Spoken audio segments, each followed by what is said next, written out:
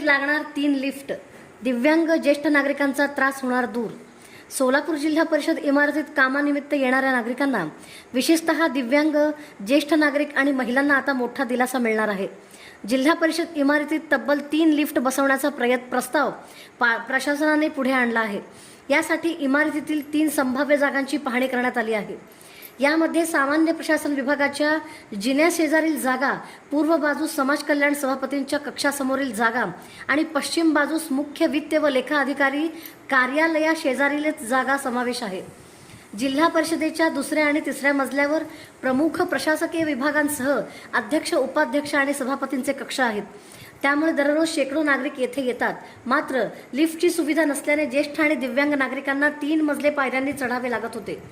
आता या समस्येची प्रशासनाने दखल घेतली असून 3ही लिफ्टसाठी खर्चाचे अंदाजपत्रक तयार करण्याचे काम सुरू आहे। या संदर्भातील सविस्तर अहवाल आणि अंदाजपत्रक 13 ऑगस्ट रोजी होणाऱ्या जिल्हा परिषदेच्या सर्वसाधारण सभेत मंजुरीसाठी मांडले जाणार आहे। सभेची मंजुरी मिळताच लिफ्ट बसवण्याचा प्रत्यक्ष कामाला सुरुवात होणार आहे।